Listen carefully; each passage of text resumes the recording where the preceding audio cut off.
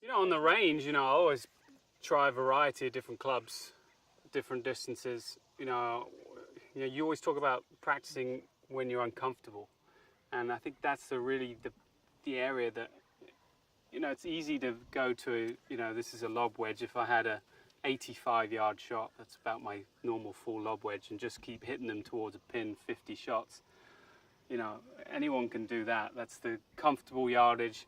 It's what it goes. You're not going to get much improvement from just doing that repetition of something that's very comfortable. So you always want to put yourself into positions where it's something that you're not really used to, and you've got to learn how to do it and do it properly. This is a 60 to 70-yard shot, and the important thing is there isn't a lot of green to work with. I've probably got 10 yards of green.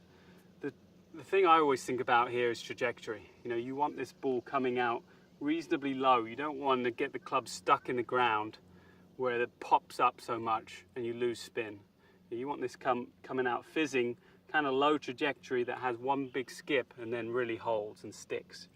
And the best way to do that obviously is set up an angle of attack. A lot of people will try and get steep on it to create spin, and I like to get really shallow with a lot of firm and quick rotation of the body, and that speed with a narrow angle of attack really creates that low kind of spinny shot, which is really important. It's instinctive. I want to make sure that the club head is really moving faster.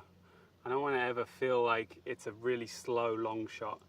The faster and harder you hit it, the more spin you're going to create. Obviously I'm not hitting it full, but I want that crisp contact. Okay, I never want a slow long swing for this shot.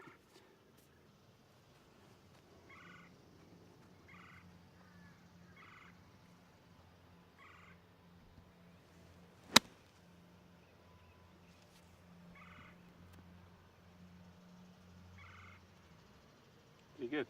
You see, I was able to get spin even though it's not a full shot, because creating that crisp shot, not too much of a divot. Obviously you'll want it coming down on it, but you still want that narrow, shallow angle of attack with a lot of body rotation. I'm always just constantly trying to figure out how far it is, and just you're subconsciously programming your brain. Obviously in practice I've hit this shot many times, and I make sure I hit this yardage, and every time I do it there's something going into your computer, into your brain, how far you want to swing, how much you open it. I'm not really consciously thinking about it, so when I come out to the course it's even more subconscious. I don't have to think about it. Last thing I want to do is think, okay, this is 60 yards, I got to get it back to 10 o'clock on the clock. Then my focus becomes over here on my 10 o'clock. That's what I'm thinking about. And instead of thinking about that shot, instead of just really visualizing, seeing it, and then hitting it. This is slightly down grain, as you see. So when you go if you go this way, you're going to see it pull up. Down grain is always easier. You're not going to, the grass isn't going to grab up and snag in between you and the ball. Down grain, you can get more spin, come out lower. Into the grain, it's going to come out a little higher with less spin. So you got to obviously calculate that too on a shot like this.